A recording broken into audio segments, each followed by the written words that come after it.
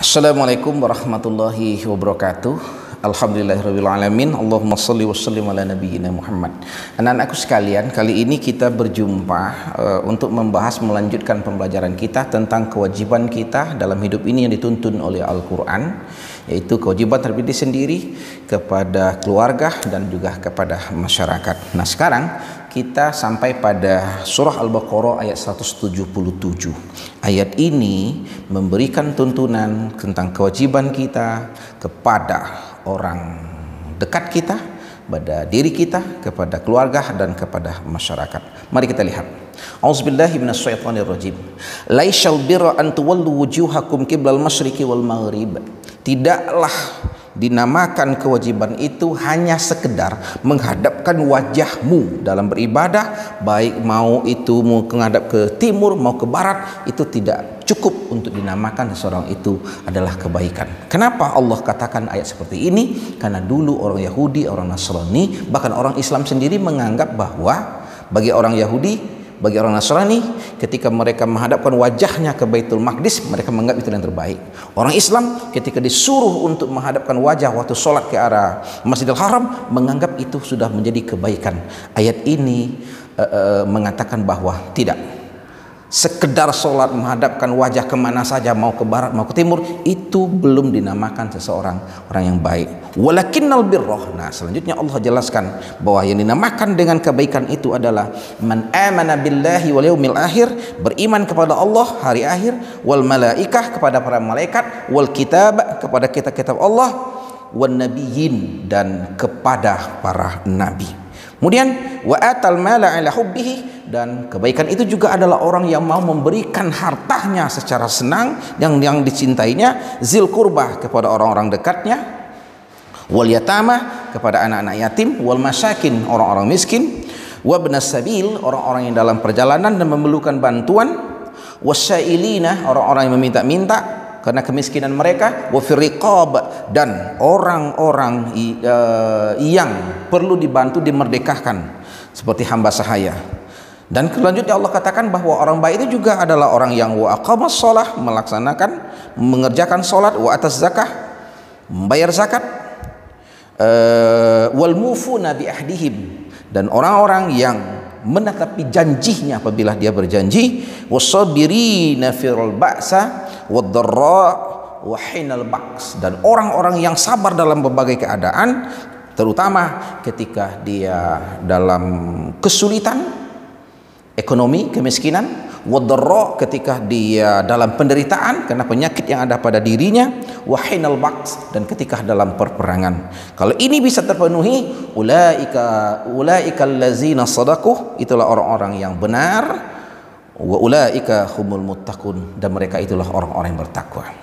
Anak-anak sekalian, ayat ini menekankan bahwa satu, jangan dulu cepat-cepat mengatakan bahwa seseorang itu sudah adalah orang baik apabila hanya melihat sholatnya, karena sholat itu hanyalah salah satu dari indikasi orang yang baik. Tapi ada lagi, bukan hanya sholat. Apa kata Allah? Mantap imannya. Dalam ayat ini apa? Dia beriman kepada Allah, beriman kepada hari akhir, dengan hari kiamat dia yakin, dan hidupnya itu terpengaruhi dengan keimanan ini. Wal malaika, percaya kepada malaikat, wal kitab, percaya kepada kitab-kitab Allah, wan nabiyyin, dan percaya kepada nabi-nabi, beriman kepada para nabi. Kemudian ini adalah keimanan. Terus yang sosial apa saja? Ibadah sosial apa saja?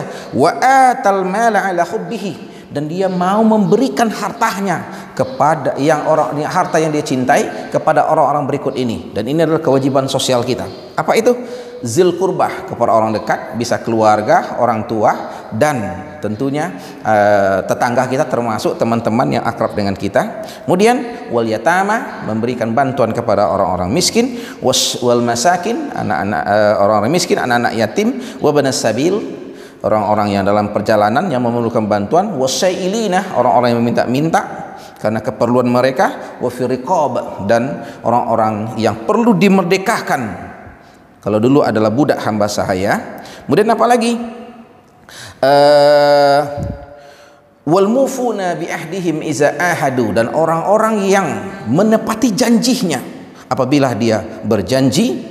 Wasabirina, dan orang-orang yang sabar ketika dalam penderitaan. Ini adalah termasuk ciri orang yang baik. Jadi orang baik itu adalah gabungan orang yang bagus imannya, ibadahnya bagus, dan juga kepedulian sosialnya juga bagus. Inilah dinamakan dengan orang yang baik. Nah, di sini juga kelihatan ada kewajiban dari diri sendiri kita kepada Allah, yaitu beriman, dan juga ada melaksanakan sholat, ini ibadah, dan ada kewajiban sosial kita untuk membantu keluarga, membantu tetangga, membantu orang-orang dekat kita, membantu anak yatim, membantu orang-orang miskin, membantu orang-orang yang meminta-minta karena keperluan hidup mereka, membantu orang yang terkekang hidupnya, dan membantu orang yang dalam perjalanan yang memerlukan bantuan. Kita punya kewajiban tidak hanya menjadi orang baik untuk diri kita, tapi juga menjadi orang baik untuk memberikan kebaikan kepada orang lain. Sekali lagi, kalau sudah rajin sholat belum tentu, dan itu belum cukup untuk dikatakan bahwa seseorang sudah menjadi orang baik. Karena menjadi orang baik menurut ayat ini adalah menggabungkan antara keimanan, ibadah, dan kepedulian sosial. Kepedulian sosial membantu ini, itu adalah kewajiban kita terhadap masyarakat. Keimanan itu adalah kewajiban kita kepada Allah, dan membantu keluarga ini adalah kewajiban kita terhadap keluarga kita. Mudah-mudahan renungan ini, penjelasan ini ada manfaatnya anak-anak sekalian. Wassalamualaikum warahmatullahi wabarakatuh.